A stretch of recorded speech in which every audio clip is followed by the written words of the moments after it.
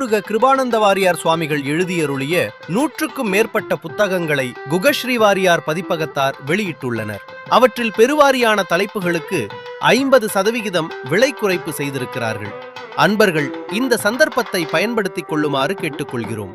மேலும் விவரங்களுக்கு தொடர்பு கொள்ள வேண்டிய தொலைபேசி எண் 044248457666 மற்றும் அலைபேசி எண் 9840855049. நன்றி.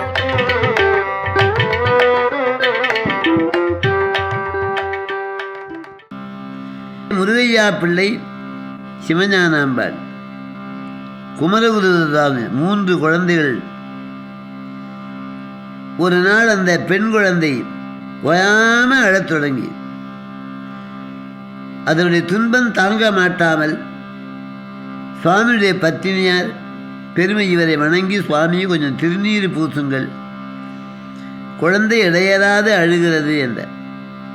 நான் இப்போது யாருக்கும் விபூதி பூசுவதில்லை, இறைவனிடத்திலே முறையிட்டுக் கொள்கின்றார்கள்.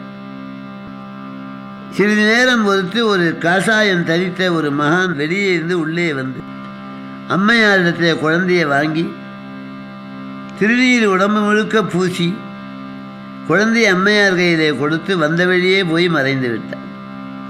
குழந்தைக்கு நோய் நீங்கி சுகம் அடைந்தது. அந்த குழந்தை சுகமடைந்ததனால அழுகை நின்று முருகப்பெருமானுடைய கருணைக்கு பாத்திரமாயிற்று. இறைவனே அடியார் வடிவிலே வந்து நோயினாலே துள்ளி துடிக்கின்ற அந்த பெண் குழந்தைக்கு திருநீர் பூச்சி நோயை குணமாக்கிய எம்பெருமானுடைய கருணை திறத்தை நினைந்து நினைந்து நெகிழ்ந்து நெகிழ்ந்து அந்த திருவற்செயலை வியந்து சுவாமிகள் முருகப்பெருமானை பிரார்த்தித்தார். மெய்யன்பதை 1923 சுவாமிகள் தம்புச்செட்டி தெருவழியாக சென்று கொண்டிருந்தார்கள். ஒரு குதிரை வண்டிக்காரர் இடித்து சுவாமிகள் கீழே விழுந்தார்கள். வண்டி அவருடைய கால் மேலே ஏறிவிட்டது. அதனாலே அவருடைய இடது கால் முறிந்து விட்டது. சுவாமியுடைய சீடர்கள் எல்லாம் பதறி கதறி சுவாமிகளை சென்னை பெரிய மருத்துவமனைக்கு அழைத்து கொண்டு போனார். சுவாமியுடைய முக்கியமான சீடர் திருவல்லிக்கேணி சின்னசுவாமி பிள்ளை ஜோதிஷர், குப்புசாமி செட்டியார், ஜெகநாத முதலியார், ராஜாபாதர் முதலியார், சச்சிதானந்த பிள்ளை, இவங்களெல்லாம் பதறி கதறி ஓடி போய் சுவாமியை பார்த்து, குருநாதா தங்களுக்கா இந்த நிலை என்று அழுதார். அப்போது எல்லோரும் சண்முக கவசத்தை பாராயணம் செய்தார்.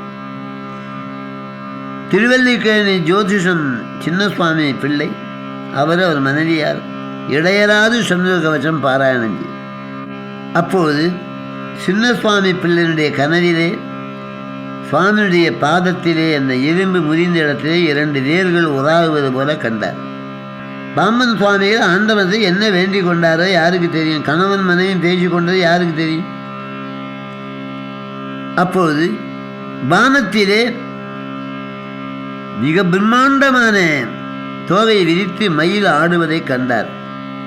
அதன் அருகிலே சிறிய மயில் ஒன்று ஆடுகிறது. வானத்தின் மீது மயிலாட கண்டேன் என்று வள்ளலாரும் பாடுறார். பெரிய மயில் ஜெகஜோதியாக சுவாமிகள் படுத்தபடியே அதை பார்க்கின்றார். அன்றைக்கு அமாவாசை கழிச்ச மறுநாள். பிறகு மயூர வாகன சேவனம் என்று அதை விழா கொண்டாடுமாறு சுவாமிகள் பணித்தருளினார். அவர் அருகிலே ஒரு சின்னஞ்சிறு குழந்தையை படுத்திருக்க அந்த பெரிய மருத்துவருக்கு தெரிஞ்சு அருகிலே போன இந்த குழந்தையை மறைந்து விட்டு சுவாமிக்கு கால் கூடிவிட்டு, ஆண்டவன் உன் கால் கூடிவிட்டது, ஆனாலும் 15 நாள் நீ இங்கேயே இருக்க வேண்டும் என்று பெருமான் கட்டளையிட்டு அருளினார். அடியார்களுக்கெல்லாம் அளவற்ற மகிழ்ச்சி உண்டாயிற்று. அந்த கால் தானே எல்லா சேத்திரங்களுக்கும் போய் வந்த கால். அந்த கால் முறிவு தீர்ந்து சுவாமிகள் பழையபடியே தன் இருப்பிடத்துக்கு சென்றார்கள். அந்த நாளைத்தான் மயூர வாகன சேவனம் என்று பெருமானுடைய மயில், சேவல், வஜ்ராயுதம் இவர்களை வைத்து இரவு முழுக்க பஞ்சாமிர்த வண்ணம், சண்முகவசம் எல்லாம் பாடி பரவி வழிபட வேண்டும் என்று சுவாமிகளே அதற்கு வில்லேஜி வைத்திருக்கிறார்கள். அது இன்றும் நடந்து வருகிறது. நமது பரம ஞானியாகிய பாம்பன் சுவாமிகளுக்கு இந்த கால் முறிவு நேர்ந்தது 73வது வயது. அவர் சுவாமிகளுக்கு 73.